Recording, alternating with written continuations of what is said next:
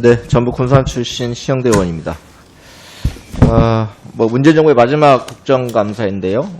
지난 5년 동안의 국정과제에 대해서 성과는 무엇이고 미진한 부분이 무엇인가를 잘 따지는 국정감사가 되기를 기대합니다.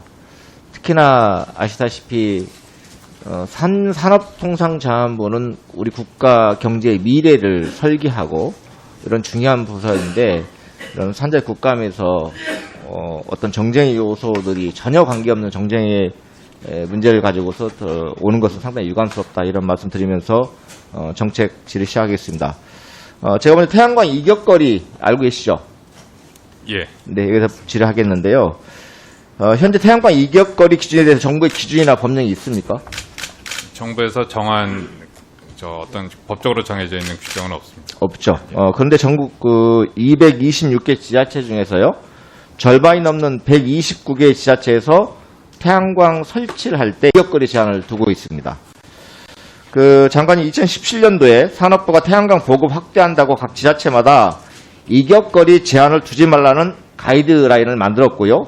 그리고 이격거리를 폐지하는 지자체에 대해서는 인센티브를 주겠다고 했었습니다.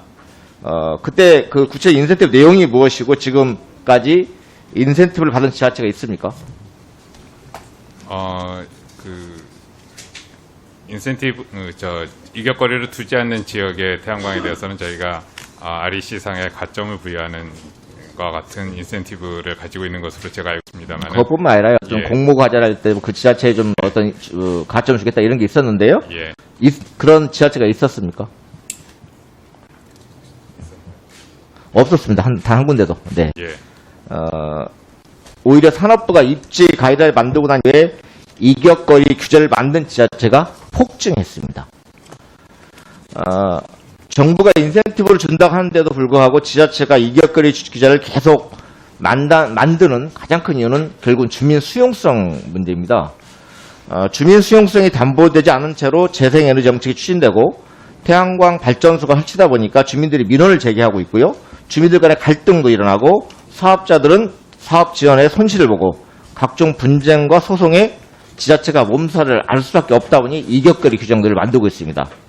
또요, 태양광으로 산사태가 난다, 태양광에서 전자파 독성 화학물질 나온다, 이런 뉴스나 기사 들어보셨죠? 예. 사실입니까? 과학적으로 검증이 확실히 되지는 않은 것으로 알고 있습니다. 네, 명백한 가짜 뉴스입니다. 이런 뉴스가 계속 나오다 보니까 주민들의 반발이 더 심해지는 겁니다. 그러니까 보상을 요구하고 있고요. 그러니까 지자체가 정말 고유축적으로 가능하면 태양광 허가를 안 해주려고 자체적인 기준을 만들어서 태양광 설치를 규제하게 되는 겁니다.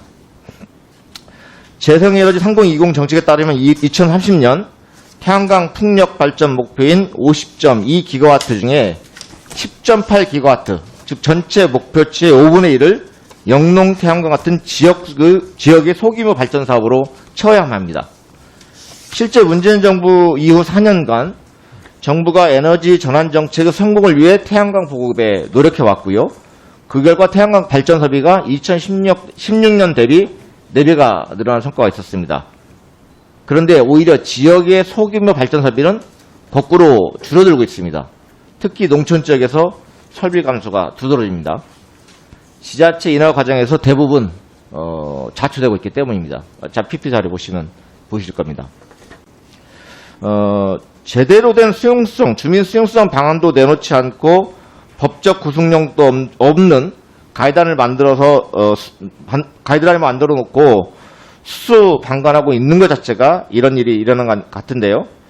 문제가 있다고 생각하는데 어떻게 생각하십니까? 예, 저도 비슷한 문제 제기를 사업자들로부터 들은 바가 있고 산업부에서 그래서 이를 좀 해결하기 위한 지금 연구 용역을 지금 추진 중에 있습니다. 네. 마무리 단계입니다. 네. 전국의 소규모 태양광 발전 시설을 설치할 수 있는 장소 중에 좌우 상하로 다 따져서 도로와 주택으로부터 300m, 500m 이격거리 두고 태양광 설치 가능한 적이 있을까요? 우리나라는 굉장히 밀도가 높아서 별로 네, 없을 것으로 쉽지 생각합니다. 않겠죠. 예. 그러면 해외에도 이렇게 우리나라처럼 수백 미터씩 이격거리를 두고 태양광 설치를 규제하는 이런 곳이 있습니까? 이격거리 규제를 가지고 있는 나라들은 있는 것으로 알고 있습니다. 거의 없죠. 예를 들면 일부 그 안전상의 이유 때문에 미국의 일부 주랄지 캐나다 일부 주에서 10m, 30m, 50m를 오고 있지만 이렇게 크게 우리 같은 인구 밀도가 높은 지역에서 이게 두고 있는 나라는 없습니다. 예, 인구 저는 그냥 일반적인 말씀드렸습니다. 지금 방금 아까 말씀하셨는데 태양광 이격거 해제하는 방안 검토하고 계시는 거고 용역 결과도 받아보셨습니까? 아직은 보고를 못 받았습니다. 이달 말쯤 저 결과가 나오는 것으로 알고 네, 있습니다. 그 결과 나오면 저희 의원실에도 꼭 보내주시기 바라고요. 예. 그런데 이제 결국은 이제 그렇게 하면 이격거리만 해제하면 문제가 해결될 거냐? 이건 아니잖아요.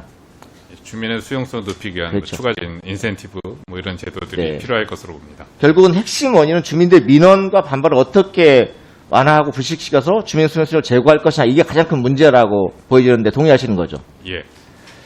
그래서 제가 좀 제 군산 쪽에 하고 있는 하나의 모델을 좀 우리 장관님께 제안드리고 검토해 봅시다는 의견을 드리고 하는데요. 군산시의 경우는 군산시가 100% 출자해서 시민발전 주식회사를 만들어요. 그 자본금의 80%를 시민들의 참여를 모아 재생에너지 발전 수익을 다시 시민들에게 돌려주는 모델을 추진하고 있습니다. 투자한 시민의 수익률을 7% 정도 보장하고 있고요. 그러다 보니까 주민들의 수용성이 상당히 좋아지는 효과가 나타나기도 합니다. 이 밖에도 현재 재생에너지 시설과 2km 거리로 정해진 보상 대상 주민에 대한 범위를 좀 더 넓히는 대신에 좀 세분화할 필요가 있다. 그리고 그 세분화해서 근거리 주민에게는 더 큰 보상을 제공하고 그보다 먼 거리 주민에게는 비교적 적더라도 일부 보상을 제공하는 차등적 보상 방안을 한번 검토할 필요가 있지 않겠는가. 또는 매우 근접한 거리의 주민에게는 해당 재생에너지 시설의 지분을 일부 부여하는 방식 등의 지분 분배 방안들 같은 것도 한번 좀 검토할 필요가 있지 않나 이런 제안을 드립니다. 결국은 재생에너지 확대에서 가장 큰 걸림돌은 주민 수용성 문제가 가장 크다고 생각하고 있고요. 이런 정책 제안에 대해서도 어떻게 생각하십니까? 예, 의원님 말씀 주신 대로 그 수용성 높이기 위한 가장 좋은 방법 중에 하나가 이제 주민 참여형 그런 발전 수익 모델을 저희가 성공적으로 만들어서 많이 확산시키는 것이 중요하다고 생각을 합니다. 의원님 말씀 주신 군산의 사례도 저희가 참고를 해서 좀 좋은 대안이 될 수 있도록 그리고 또 확산될 수 있도록 산업부도 관심을 가지고 지원하겠습니다.